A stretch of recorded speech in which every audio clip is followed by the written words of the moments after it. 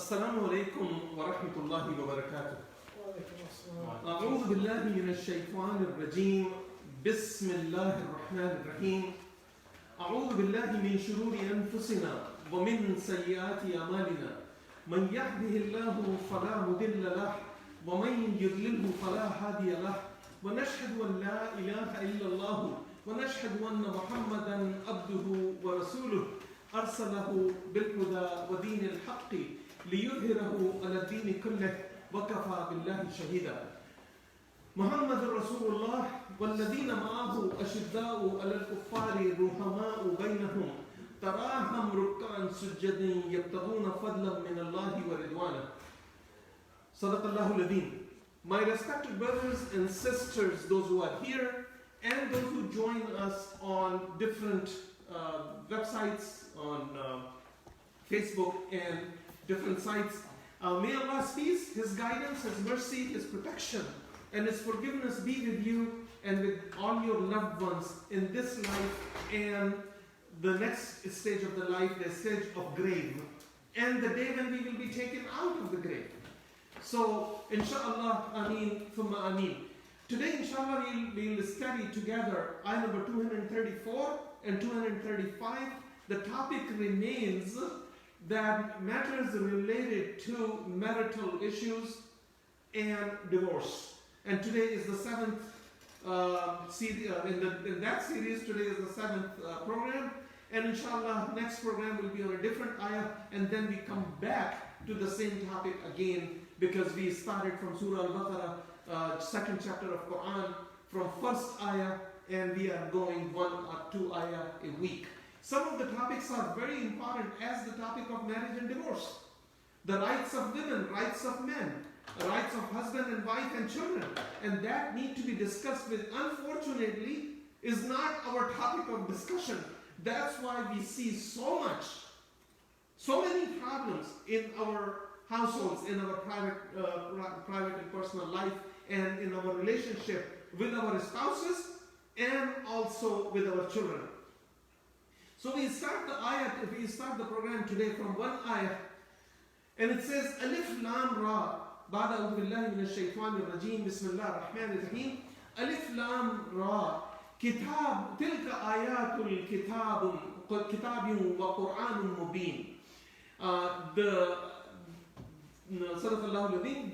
translation in English language is close to, says Alif Lam Ra, these are the ayat of the book, and a clear manifest Quran.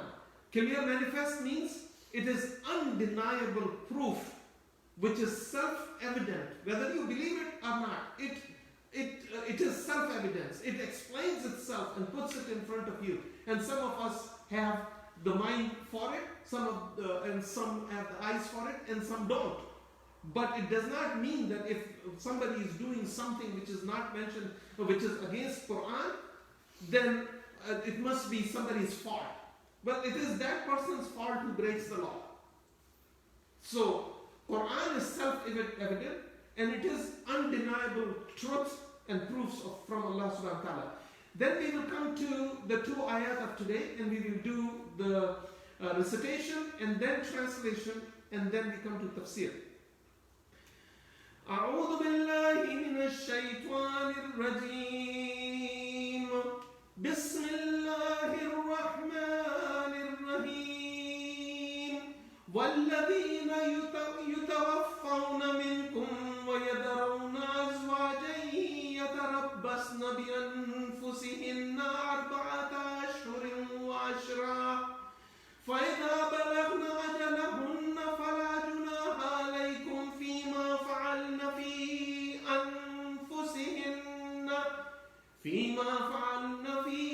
أنفسهن بالمعروف والله بما تعملون خبير. ولا جناح عليكم فيما أردتم به من خطبة النساء أو أكننتم في أنفسكم علم الله أنكم ستذكرونهن ولكن لا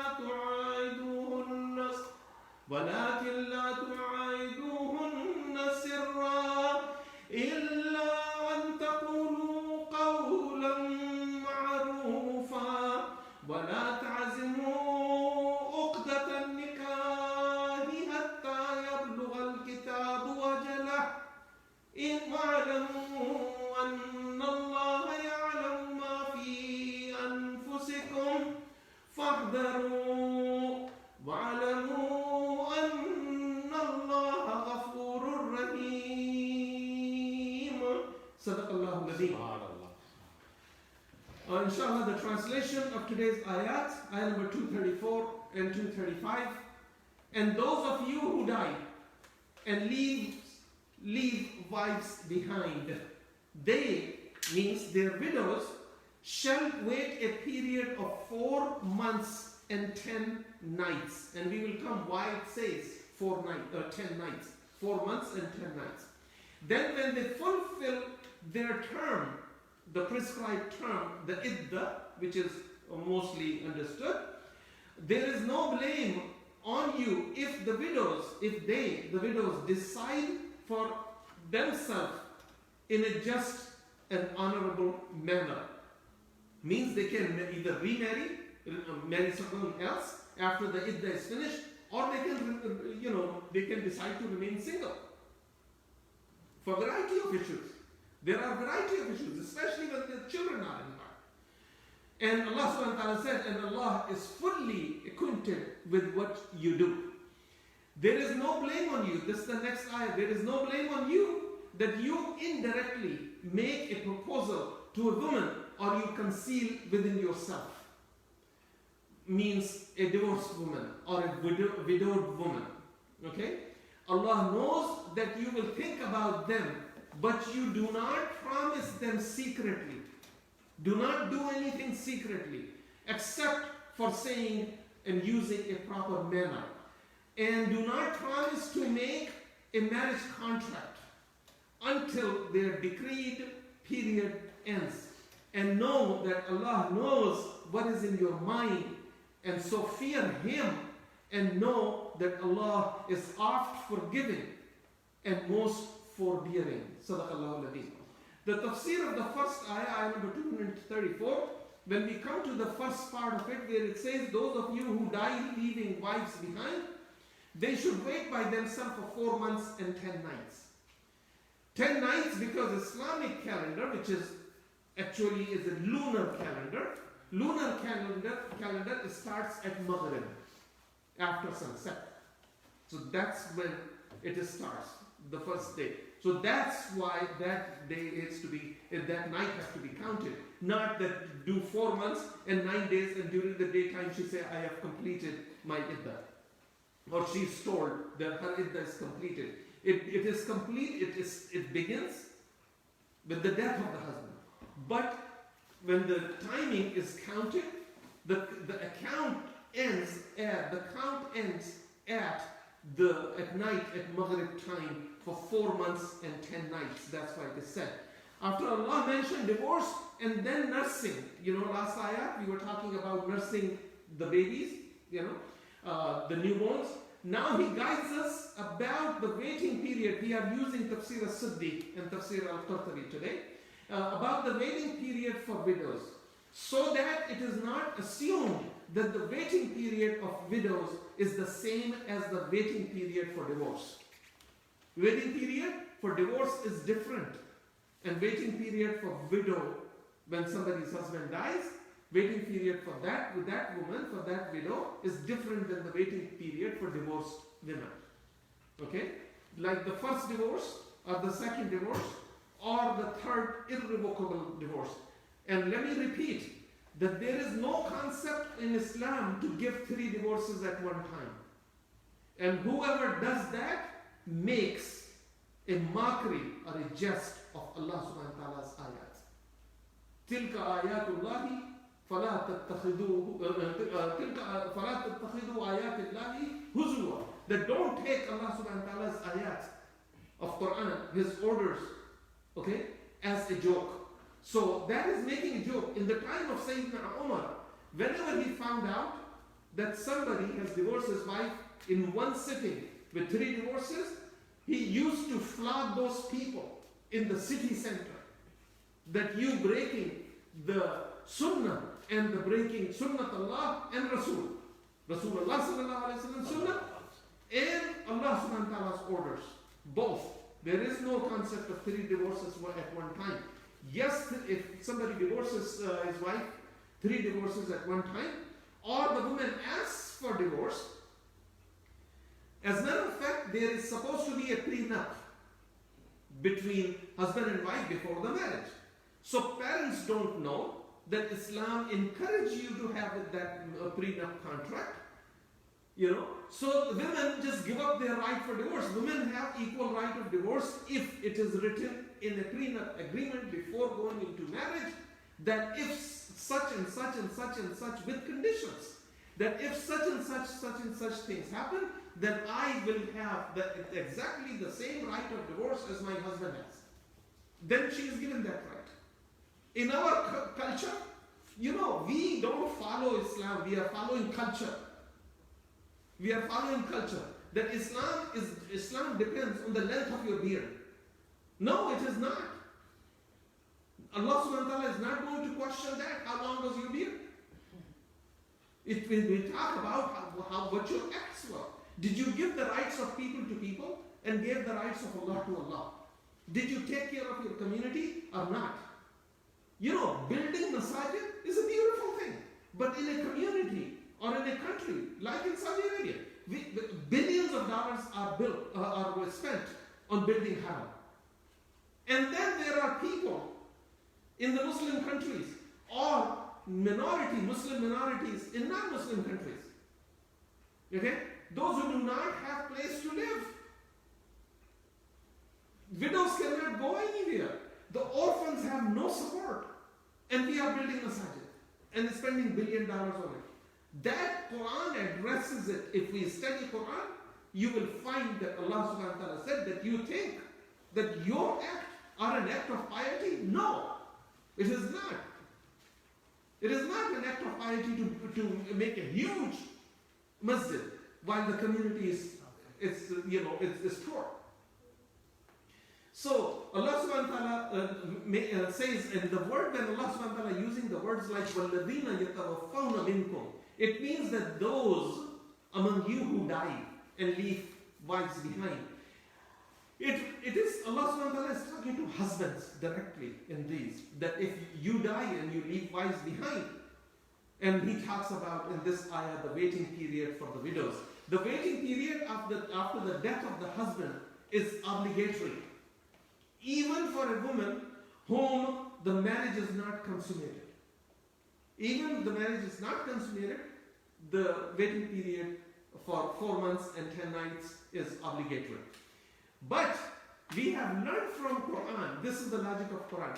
We have learned from Quran that one ayah of Quran, if there is another ayah of Quran on the same topic, and the second or third or fourth or 10th ayah you will see which is the last ayah on the topic. And then you will understand the whole topic from the very last order of law, not the very first, not the 6th if there are 7th ayah. So you would take all the ayats and you would take the most comprehensive and the latest order which Allah subhanahu wa ta'ala sent on that topic. That you will apply. And when you look at Surah Talaq, which is the 65th Surah of Quran, in ayah number 4, it tells us that what need to do. There are few exceptions. There are few exceptions for a widow. Of exceptions from 4 months and 10 nights waiting period. Such as Almighty Allah mentions in Surah Talaq. And he says, and I'll just go directly to the English translation, closer to the English translation of Arabic origin. And for those of your women who no longer expect menstruation, if you doubt, then their period is 3 months, not 4 months and 10 days. If they don't menstruate, 3 months. And for those who do not menstruate also for any kind of medical reasons, regardless of age, if they do not menstruate, their waiting period after the death of their husband is 3 months. This is the 65th chapter, chapter of Talaq, which means divorce. Quran is the only divine enunciation which has a chapter by name, An-Nisa, the woman, talks about rights of women. Then it has a chapter, separate chapter about Talaq, talks about the situations of divorce and how to handle it, how to do it. And it also tells us, in Abghad al-Halali in the Lahi al-Talaq hadith, that tells us that the worst halal thing, the most hated halal thing to Allah is the divorce. But in some cases, it is the last option. It is not that something happened and she put a little bit salt in the, more salt, in chicken, and you throw the dish at her face and divorce her. That's what we do. This is because that's what we saw our father do. That's what the boys learn. And we need to know this. And then Allah subhanahu wa ta'ala said further in this ayah, and those who are pregnant, those women in that same ayah, ayah number 4 of 65th surah, Surah Talaq, Allah subhanahu wa ta'ala said that those women who are pregnant and their husband died, then their waiting period for those women is when they stop postnatal bleeding. They give birth to a child. There are many examples in hadith that a woman's husband died, and she gave birth within a few days after her husband died. So her iddah is not 3 or 4 months and 10 days. Her iddah is when her period, which is Arabic, it's called period of nifas, postnatal bleeding. When she stops postnatal bleeding after she gave birth and they stop postnatal bleeding, her iddah ends. And usually it is around 40 days. So it is not 4 months and 10 days in all cases. And 10 days also for the reason that not all months have 30 days in it. So if you are counting month, so you will count month, and 10 days would compensate if there is, a delay in anything, or a month short or a month longer, a shorter month or a 30-day month, because Islam, the lunar calendar does not have 31 days. It has 29 or 30, no 31 days.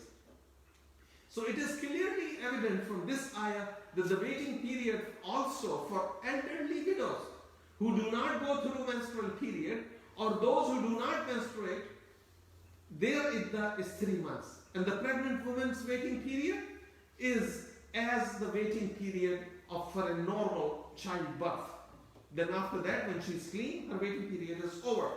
In Sahih al-Bukhari, if you look at it, in Sahih al-Bukhari and Sahih al-Muslim, the compilation of hadith, the authentic narrations from Rasulullah sallallahu alaihi wasallam's tradition, it says that there was a woman named Sayyida Subayya al-Aslamiyya, and that her husband died. Okay, that Sahabiya, her husband, who was also a companion of Rasulullah sallallahu alaihi wasallam, he died while she was pregnant, and she gave birth only a few nights after his death. When she finished her postnatal, bleeding, she started wearing, normal clothes, because in the mourning period of 4 months and 10 days the woman is not allowed to, wear colorful clothes. She is not allowed to use perfume. She is not allowed to do, eye makeup and things like that to make herself look good. And those, okay? Because she is in the mourning period. And why? Because Allah subhanahu wa ta'ala said, for a believer, there is no other explanation. We don't go into hair splitting. Why Allah said this? Well, we will have a chance to ask Allah subhanahu wa ta'ala, what they have different. Why did you say that? But that is not going to be answered, because that day you cannot ask. You will only tell. You will be asked, and you will only tell, why did you do this? You cannot ask Allah subhanahu wa ta'ala anything. So she started wearing better clothes. So there was a companion of Rasulullah sallallahu alaihi wasallam. His name was Abu Sanabil. Abu Sanabil bin Bak'at came to her, and he told her that you are wearing these clothes and you started doing, going back to you taking care of yourself, you're doing your eye makeup and things like that, and you came out. And he says that by Allah, you are told to stay 4 months and 10 nights. So what you're doing is against the orders of Allah subhanahu wa ta'ala. So the women, women have, look, we believe it or not, we practice it or not. Women have equal rights that men have. Regardless of what some of our people say from the pulpit, So this woman, this Sahabiya, this companion of, a female companion of Rasulullah sallallahu alaihi wasallam who just lost her husband, and 40 days has passed, 1 month and 10 days have passed, postnatal bleeding stopped. So when this man, this companion told her that you have 4 months and 10 days, so she went to Rasulullah sallallahu alaihi wasallam and asked him. And when she went to Rasulullah sallallahu alaihi wasallam, Rasulullah sallallahu alaihi wasallam told her that your iddah was the postnatal, when your postnatal period stopped, that was your iddah. You gave birth, that was your, and if you want to get married with somebody else, you can. Your iddah is not 4 months and 10 days as the companion was saying. So it was not that somebody said something, and it could be his misunderstanding. Your book of guidance is not somebody's words, it's Allah's words. Your mode of guidance is the sunnah of the Prophet sallallahu alaihi wasallam, not whoever just comes around and tells you something in a Friday sermon or after prayer and say, you should do this, and there will be more, if a husband can take his wife back if he wants. No. If the wife, after first divorce, or even after second divorce, she will wait for that waiting period. And after the waiting period, waiting period is what? 3 menstrual periods and 3 cleaning periods in between. And after that, if the husband goes, she is still his wife. If husband goes and say, I want to remarry, and she say, get out of my face. She doesn't want to. Nobody can force her to go back to him. It is not that it is his choice that what he wants, and whether he wants to take her back or he doesn't want to take her back. No, if she doesn't want to go back, nobody can force her to go back. This is what Islam teaches. But if you ask some of the people, those who have control over the puppets in different places, in masajid especially, if you ask them, they will give you an opinion that no, women have this and that, and men have more rights. No, Allah subhanahu wa ta'ala created both genders, and Allah subhanahu wa ta'ala gave both of them their rights, their duties are different in some matters. That's where the difference is. When it comes to the rights and it comes to the punishment and reward, in some cases women's reward is higher than men's reward. Really, this is in Quran, and Sunnah Muhammad sallallahu alaihi wasallam. And there are categorical directives. The next part of the ayah is that when Allah subhanahu wa ta'ala said, those who die and their wives should observe a waiting period, does not mean that only they should refrain from marrying someone, but they should also refrain from self-adornment, that they should not, go out openly and this and that. But we will come down that if a woman loses her husband, and she is the only breadwinner for the family, what does she do? There are many ahadith on this topic.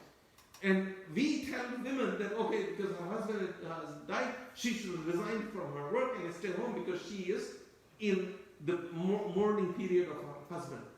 Okay? We'll talk about it inshallah just now. The categorical directives in the hadith that in the waiting period, widows should neither wear colorful or showy dresses or jewelry. Make use of henna or kohl, the kohl which you use in your eyes, that or not even perfume, and not set her hair and keep it open in a style which becomes attractive to other men. Most of these restrictions on women is not because of the women, it's because of these stupid men. Those who can't control their eyes. Somebody asked me a few days ago that, women come to the masjid and, our attraction, they take our, concentration towards prayer. They divert our attention. It disturbs, their presence disturbs us. So I said, then you should not come to the masjid. Why do you want to stop a woman to go to the masjid?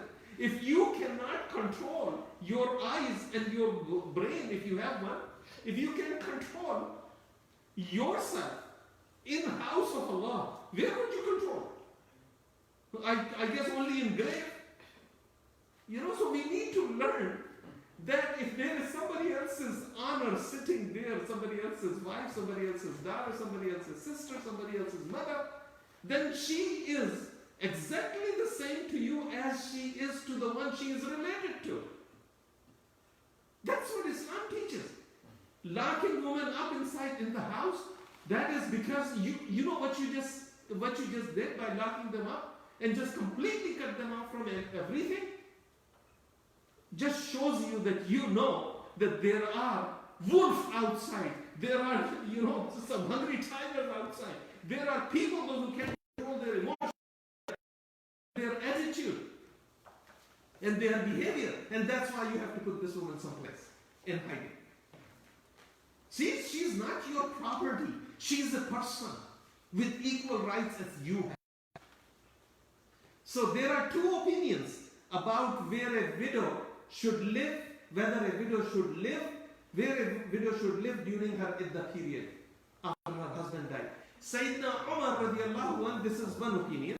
Sayyidina Umar radiallahu anh, Sayyidina Uthman, Abdullah ibn Umar, Zayd ibn Thabit, Abdullah ibn Mas'ud, Salama, and Sa'id ibn al-Musayyib radiallahu anh said that, and the Imam of four school of thought say that the widow should stay in the house in which her husband died. For a simple reason. There is a logic behind it. She just lost her husband, and here comes her deceased husband's older brother or mother outlaw or father outlaw or brother outlaw and put this woman out because now your husband is dead, you have no right to be here. So it says that she should stay in the house in which her husband died. She can go out. Remember, she can go out. Pay attention to this. She can go out to run necessary errands if she does not have anybody else to help and support her. In our culture, oh my goodness, she can't even open the curtain of the window. Forget about going out. The second opinion is al-Mu'mineen, Sayyida Aisha radiallahu anha, Rasulullah sallallahu alayhi wa sallam's wife, his beloved wife. How Rasulullah sallallahu alayhi wa sallam's behavior was with his wives. Somebody asked Rasulullah that, Ya Rasulullah, after Allah, who do you love most? So he smiled and he said, Aisha, his wife. Today, you ask somebody, none of us who show our face as a very pious person with the length of beard and this kind of certain clothes would never say that he loves his wife. Where is the problem? Problem is the mentality of men. When they are not allowed to go certain places, if they are not allowed to go to certain places, it's not because they are unclean. No, because you are there. The men are there who does not, in whose presence the woman does not feel comfortable. So, Sayyidina Aisha radiallahu anha, Abdullah ibn Abbas, Sayyidina Ali, Jabir ibn Abdullah, Ata, Ta'us, Hassan al-Basri, and Umar ibn Abdul Aziz, and others say that a widow may spend her waiting period wherever she likes, but that house has to be of her blood relative's house. The community would not talk, oh, she is staying with her cousin. No, blood relative, brother, father, mother, brothers, children, sister's house. So nobody can make up stories about her. If we see a woman is staying with somebody else, Even if she is paying rent and she has a different exit and different entrance and different place to park her car, they still make a story about it. So it says she can stay wherever she may with a blood relative, where there is no possibility of having any kind of relationship, and it is a sacred relationship. He is my brother, he is my father. He is my father's older brother, mother's brother, older or younger. And you can see that in a book called Ahkam Al-Qur'an, written by Jassas, in first volume, page number 418. The proof of that ruling is that includes in cases where the marriage was not consummated, is included in general meaning of this ayah. In a narration recorded by Imam Ahmad and At-Tirmidhi, Sayyidina Abdullah ibn Mas'ud was asked about a man who married a woman, but he died after consummating the marriage. If it happens in our community, we will say that woman is a curse on that man, she killed him. We still practice this in year 2020. You go to the villages and you will find out that because she lost her husband, nobody should invite her in marriages, because she is some kind of demon, because her husband died. We do that, you know that. It is a common practice. It is a common practice. Don't invite her in weddings, because she is a demon. He got married with her, and 3 days later or 3 years later, he died. Like she wrote his date, the date when he is going to kick the bucket. She didn't. That's how much life Allah gave her. Unless he killed himself, committed suicide. That's a different story. Then he says, and he died before consummating the marriage. The marriage was not consummated. And he did not even pay her meher yet, her dowry yet. Ibn Mas'ud, they came to Abdullah ibn Mas'ud, with one of the very, very close companions of Rasulullah sallallahu alaihi wasallam, and he is one of the scribes of Rasulullah sallallahu alaihi wasallam, and the revelations used to come to him, to Rasulullah sallallahu alaihi wasallam. Muhammad sallallahu alaihi wasallam couldn't read or write. So he used to call several of his companions, whoever is available, to write. And after they write, he used to ask them to read back to Muhammad al-Mustafa sallallahu alaihi wasallam. And then he would correct if they did not write correctly.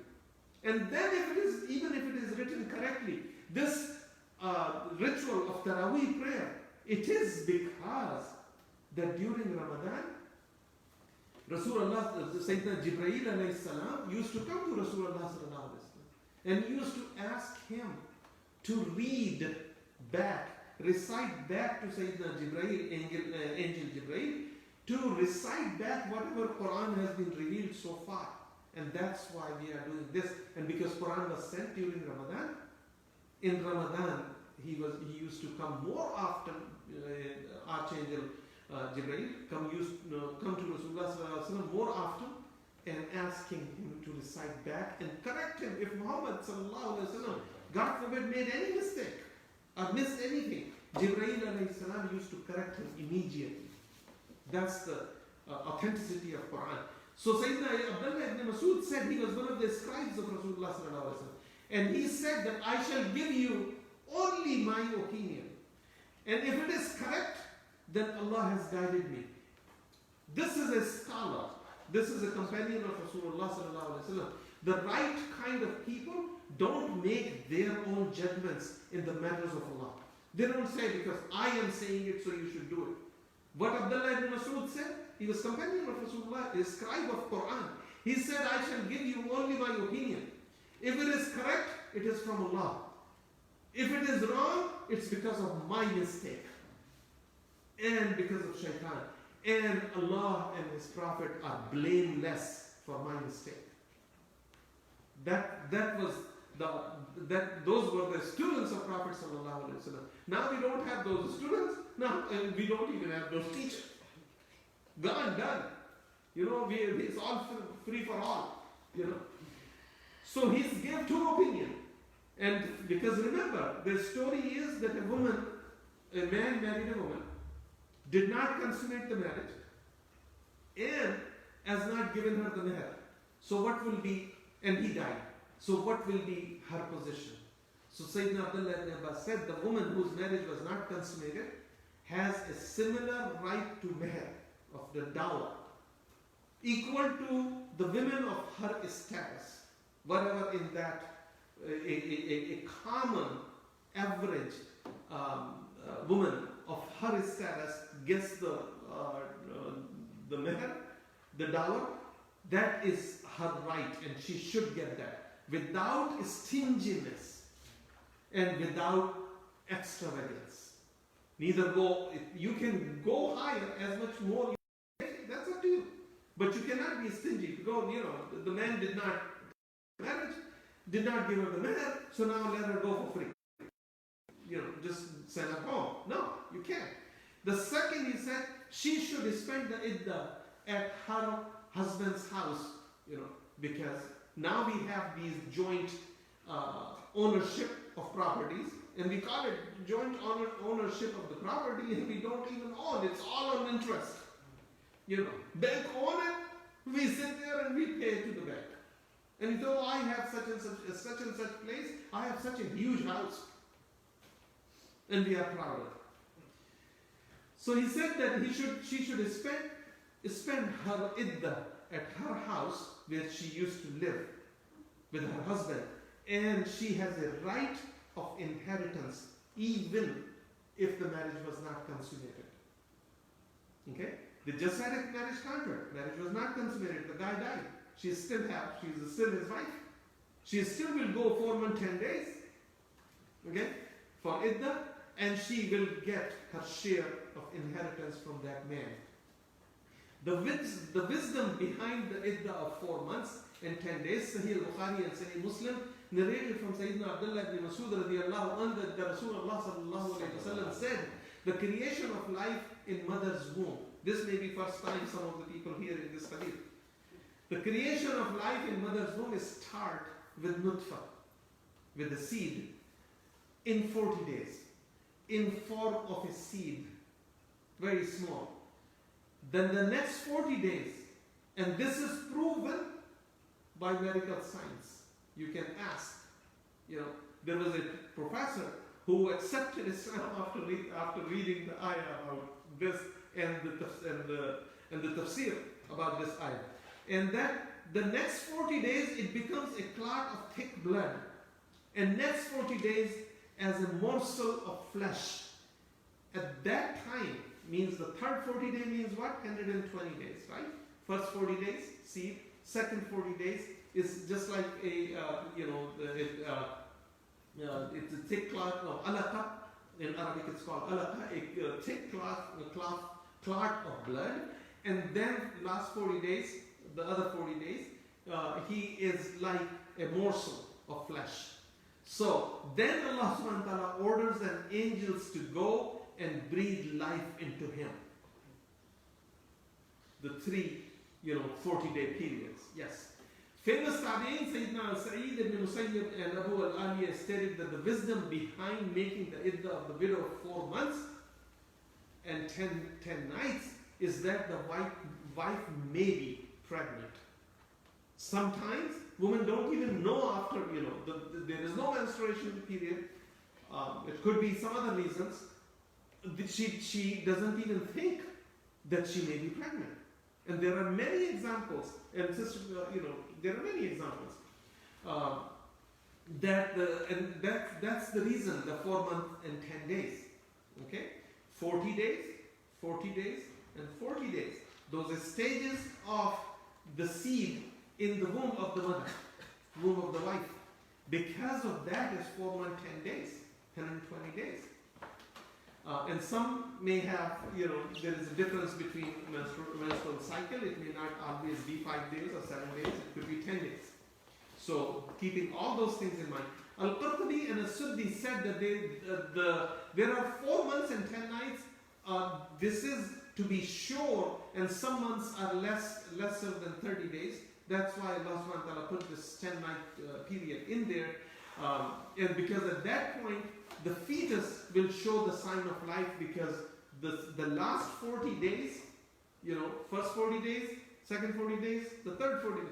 In the third 40 days, at the end of third 40 days, Allah subhanahu wa ta'ala sent life in mother's womb to that fetus. There are many ahadith which clarify that the waiting period of a widow is the period of mourning, that she is mourning her husband died.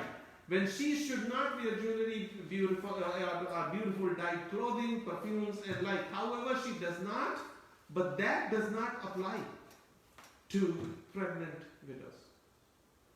If a widow is pregnant, husband died, and she is pregnant, she knows it. That 4 month, 10 days period does not apply, and these restrictions of clothing, jewelry, and doing makeup or taking, and using perfume, it does not apply. That restriction does not apply to pregnant widows. We don't know this. A lot of things we talk about, it's a news for us, and we have been Muslim for how long? 1441 years ago, and we think this is a huge problem in the community which is born Muslim. Parents or grandparents were Muslim. They think that they have a superiority over those who entered Islam at a later time in their life. There is no superiority. Rasulullah sallallahu alaihi wasallam took Bilal radiallahu anhu and made him his muadhan. He used to call his adhan, and also he was his head of protocol and head of security. Bilal radiallahu anhu. And Bilal was not a born Muslim. He accepted Islam. So we need to know that it does not that whose house you were born. Whose house were you born? Were your parents Muslims or they were not Muslim? It's what you are, how much you understand, and how much you follow. And that's where we have these problems of superiority. I have been to places where, I don't want to name the masjid or thing, where people are, Pakistanis or other nationalities, or, just let's not even name Pakistan or Pakistani. The nationalities are sitting there in the masjid, and an African American brother got up and he called for iqamah, and he started leading prayer, and these people sitting behind him refused to pray behind that guy. Yes? That is a major, major, major problem. If somebody thinks that I'm going off the hook or off the topic for saying this, be my guest. But this is true. This is against the spirit of Islam to put yourself in such a higher position because of anything. Because of your ethnicity, because of your size of your beard, or the clothes you are wearing, and hold yourself in high and holy, and think the others don't know. How do you know that who is closer to Allah? Unfortunately, in some cultures, until the few days, you see, it is the ritual and customs, coming back to the topic of divorce and coming back to the topic of widows. It was a ritual and custom among Arabs and others in pre-Islamic time that the widow used to be considered a curse upon the community. That especially if her husband died close to, soon after, or very, very in near future of her marriage with a man. A husband died, well, the woman is considered a curse upon that family. And especially if the death is in early years of the marriage. That he was okay until he got married. Allahu Akbar. These are the rituals of kufr, not rituals of Islam. These are not Allah subhanahu wa ta'ala's direction. These are the directions of shaitan, if we believe that. Until a few decades ago, you know that. In India and in some other cultures, if the husband dies, they used to either burn the wife alive when they are burning the husband. When they are cremating the husband, they used to cremate the wife. If they were burying them in the old days, and even later on, very recently, there were news items that a wife was buried alive in the grave next to her dead husband. This has nothing to do with Islam. Finger pointing at Islam is like anything. We are just sitting ducks because we are ducks. We don't know Quran, we don't go, if we don't start learning Quran, and we don't see an inner beauty of a person. We just see the color of his or her skin and hold it against her or him and discriminate against him. Islam is not in the size of beard. It's what you do with your hands, what you do with your tongue, how you deal with people, those who know you and those who don't know you. It is enough for people, Muslims, about each other when they are sitting in a masjid or someplace. It's enough for them to know that you are also another Muslim and you become his equal. His equal. No, we think we are better, we are superior than somebody else. And then we blame Jews and Christians that they are our enemies and this is a conspiracy against Islam. With conspirators like me, you don't need any more conspirators. We are the conspirators. Unfortunately, in some culture, it's still those rituals are practiced where widows are shunned. Nobody, Rasulullah sallallahu alaihi wasallam, his wives, except Aisha radiallahu anha, rest of his wives were all widows. Where are we? We find out that somebody is a widow and she has a child or 2 children or they don't have, or she's a divorced woman or a widowed woman. We would tell our brothers and anybody we know in our family, don't marry her because her husband died. Or don't marry her because she got divorced. And then we call ourselves Muslim and we want to lead prayers also. Unfortunately, these cultures are still, those cultures still practice those rituals. Widows are shunned, they are not allowed to be. In some of the, I have personally experienced, personally seen, the widowed or divorced women were told not to go near the bride in a marriage ceremony. Because, yes. And somebody asked me a question a few days ago, and I answered it. Those who practice that because she is a divorced woman or she is a widow, okay, she should not go in close to a bride, okay. I think that woman who thinks that way, she is close to hellfire, then there is no problem of coming close to the bride. The company of the married women are not allowed to even touch some of the questions I get, Islamic jurisprudence questions.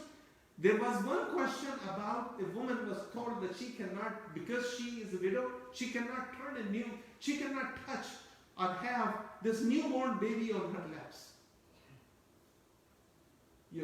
These are these Middle Eastern cultures, these subcontinental cultures, which we are so proud of. It is confirmed that Rasulullah sallallahu alaihi wasallam said to one of his female companion, Furiya bint Malik, when she became widow, he told her that remain in your house and until your term is reached. And she says, my waiting period is 4 months and 10 days, Ya Rasulullah sallallahu alaihi wasallam. So he asked her the more details about, what is her condition of marriage and things like that. And she told him and said, yes, your term is such and such. This is also the position of Sayyidina Ali radiallahu anhu, karamallahu wajh, Sayyidina Abdullah ibn Abbas and Sayyidina Jarir ibn Abdullah. Sayyidina Urwa reported that Sayyida Aisha's sister, Rasulullah sallallahu alaihi wasallam's wife, Sayyida Aisha's sister, al-Mu'mineen, Sayyida Aisha's sister, her name was Kulthum. Her husband died. So Sayyida Aisha came to her after a few days and told her, I'm going for Umrah, and took her with herself. Sayyida Aisha took her sister and they went for Umrah. This is used for justification that it is okay for that woman to go out for a noble cause. She can't go out to, go to a dance club. That's not. But she can go out for a noble cause. And just to say, with the same stick, that everything is haram, if we use that stick, So why Sayyidah Aisha took her own sister for Umrah, the little pilgrimage. When some people rejected Sayyidah Aisha's judgment, they objected to it. So Al-Qasim ibn Muhammad and Az-Zuhri said those who make allowances for a widow and take the position of Aisha, they are doing it because the cause was noble. That she took her sister for a noble cause and she went to Allah's house. So a woman who goes out to work and she just lost her husband and she is going through her iddah period of 4 months and 10 nights, if she has to go to work and there is nobody, there are a lot of situations that a woman have to provide to the household. She's allowed to go. She's allowed to go. These are ijtihad. And the scholars of Tafsir said that the Rasulullah sallallahu alaihi wasallam's words to Fariya bint Malik is stay in your house until your term reached means that he commanded her to do. He commanded her to do that since her husband has paid, they did not own a house. So she was living on rent. Her husband and she were living on rent. So because her husband had already paid the rent before his death and had provided her, a stipend and allowance, if husband is told to give his wife an allowance. This is the sunnah of Rasulullah sallallahu alaihi wasallam. That he was giving, that he has provided for her lodging and her expenses. The owner of the house was consulted and he said that yes, she can live in this house. Rent is being paid for all these months and so she can live here with whatever rent he has paid and whatever is remaining. I'm forgiving her for the rent and she can stay here without rent in this place. Nowadays what happens? We have a joint property system. You own, the husband and wife own a property jointly. Okay?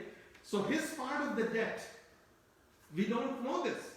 We find out that somebody died, who would just go, arrange his grave and do his kafan and wash him and all that and subhanallah, alhamdulillah, Allahu Akbar, bury him, throw some dirt, come back.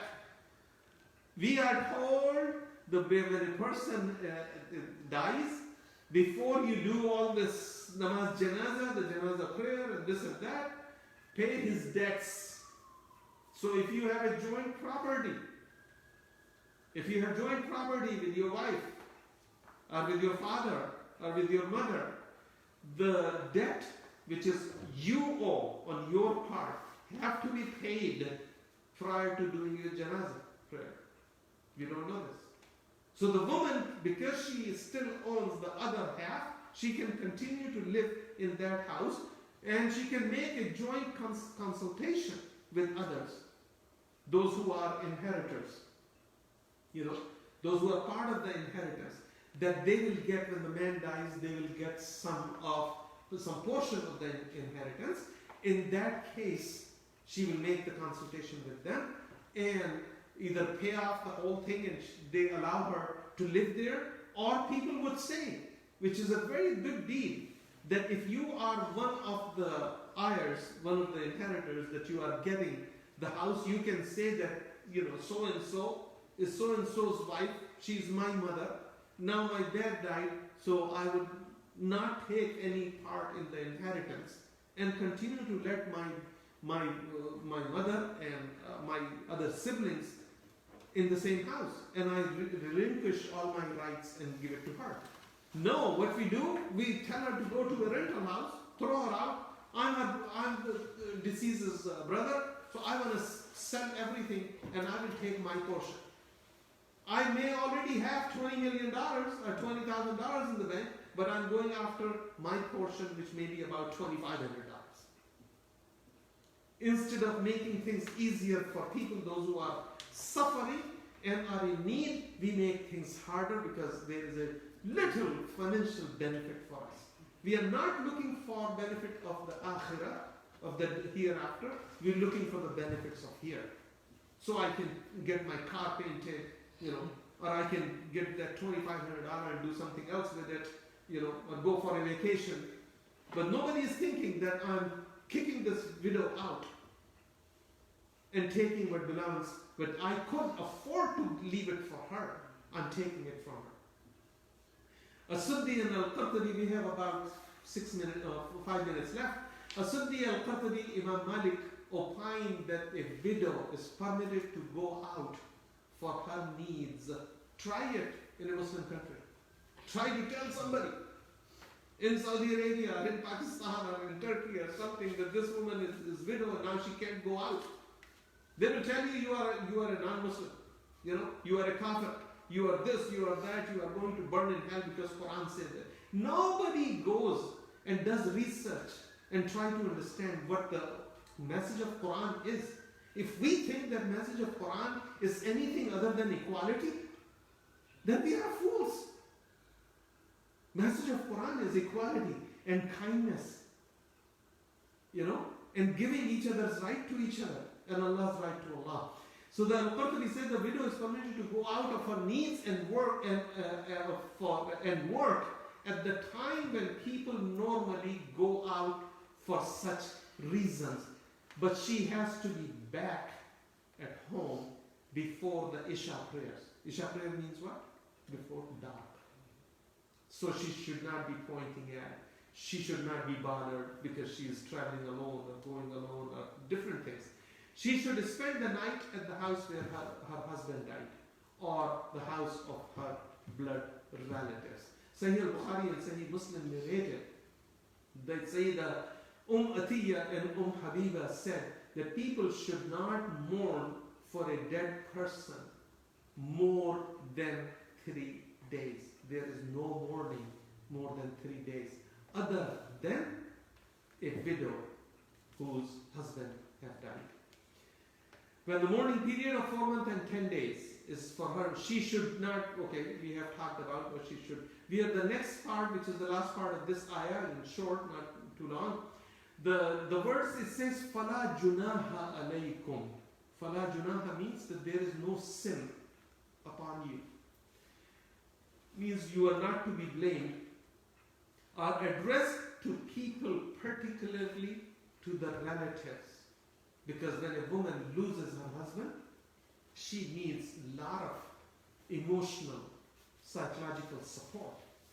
So it is told that there is no blame upon you if you are establishing Allah's limits and you are giving her rights. And it says it is particularly it's addressed towards the the relatives and the judges, those who will make a decision about what is going to happen with her consultation and consultation of other party involved in this, in her life or in the property which the deceased have left behind. But it is also a warning to the community in general that don't look down at a widow or a divorced woman. Don't. You have no control on anybody's life or anybody's death. She had no control over it either. What widows do once they leave the mourning period is their business. If a woman decides the husband died and she went through a mourning period of 4 months and 10 days, the whole community, the whole city of 50 million may stand up and tell her that what kind of bad woman she is. She must be having a relationship with somebody that, look, it is only 4 months and 10 days. Her husband died and now she is looking to get married. Go read Quran. Quran gives her that right to go and then get married. And what she does with herself is nobody's business. Nobody's business. Let her do her business because she is following Quran. When Allah subhanahu wa ta'ala said, فَلَا جُنَاهَ عَلَيْكُمْ فِيمَا فَعَلْنَ فِي أَنفُسِهِنَّ بِالْمَعْرُوفِ, that there is no blame on you if they do something which is right about themselves. Ma'ruf means appropriate things, something appropriate. Means to do what is permitted of choosing a husband or determining her dowry or for going into another marriage and agreeing to get married with somebody who is noble. Did not say that he must be a millionaire. Noble. A person who will treat her better and they can live, in a good marital environment. But this portion of the ayah is an evidence that relatives do not have the right to prevent a widow or a divorced woman from adorning themselves and desiring to marry a decent husband after the waiting period has expired. We talk about women. Look, her husband died last year. Look at her. Now she's with somebody else in Roseville Mall. You know, look at her, what she is doing in Arden Mall. It's none of your business. She has finished her 4 months and 10 days. She is free to do, and that freedom is not given by a mullah, you know, not given by somebody who speaks from the pulpit or the head of the state or whatever.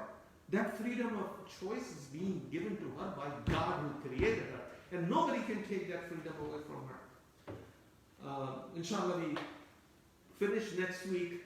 We will do we only did one ayah because this ayah is very, very, very important ayah. And we have to talk about these things, the other related things, which we have taken, which we have made a part of our religion, which is not part of our religion. We have taken the cultural practices and put it with the religion. But we are smart enough that when you are making a chicken curry, you know, or you making a rice dish, you know that you should not put in there a pound of salt. You won't be able to eat it. But when somebody is hurting, we don't mind. Not only salt, we also should put pepper on it. So let her burn more, or let him burn more. And we discriminate among people. Allah subhanahu wa ta'ala does not discriminate. You know, Allah subhanahu wa ta'ala has told us that inna ya ayyuhan nasu inna khalaqnakum. He did not say ya ayyuhal ladina amanu. It says ya ayyuhan nas, all people, all people. Inna khalaqnakum min dhakarin wa untha wa ja'alnakum shu'uban wa qaba'ila lita'arafu wa inna akramakum indallahi atqakum. That all people, Allah subhanahu wa ta'ala has created you from one man and one woman. And then He made tribes and nations only so you can identify each other. When you meet somebody in Los Angeles and you say, well, I have seen you somewhere, he says, yeah, I live in Sacramento. Well, I also live in Sacramento, right? So you get a connection right there. Only for that purpose. Only for that purpose. Nothing else. وَإِنَّ أَكْرَمَكُمْ إِنَّ اللَّهِ يَتْقَاكُمْ.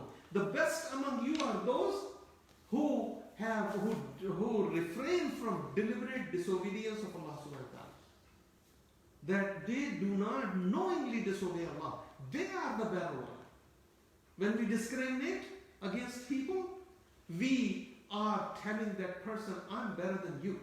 And that's exactly what Shaitan did to Adam alayhi salam. When Adam was in paradise, that's what Shaitan did. When Allah subhanahu wa ta'ala told him to give respect to Adam, He said, Ana khayrun min, that I'm better than him. He said, how? He said, خَلَقْتَهُ مِنْ تِينٍ وَخَلَقْتَنِي مِنْ نَارٍ. That you have created him from dirt and you created me from fire. So I'm better than him. Guess what happens with fire? When you put dirt on it, it puts out fire. So let's not discriminate. Let's not look down at anybody, regardless of color of skin or the language they speak or how they dress and all that. You do what is right, and right is what Allah said and Muhammad sallallahu alaihi wasallam practiced. Nothing else. Nothing else. We make dua inshallah and we finish the program. Allahumma rabbana atina fid dunya hasana wa fil akhirati hasana wa qina adhab an-nar wa qina adhab al-qabr wa qina adhab al-hashr wa qina adhab jahannam wa adkhilna al-jannata ma'a al-abrar برحمتك يا عزيز يا غفار يا رب العالمين. ربنا آتنا في الدنيا حسنة وفي الآخرة حسنة وقنا عذاب النار. اللهم إن لك علينا حقوقا كثيرا فيما بيننا وبينك وعلينا حقوقا كثيرا فيما بيننا وبين خلقك.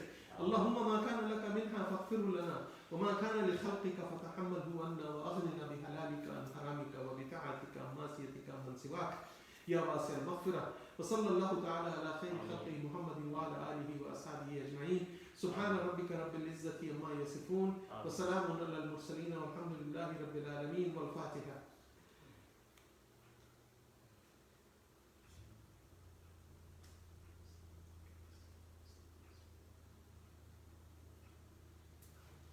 La ilaha illallah Muhammadur Rasulullah. Don't forget to post it. Thank you so Oh, much. you know, sister, did you like it? Yes, I loved it. Thank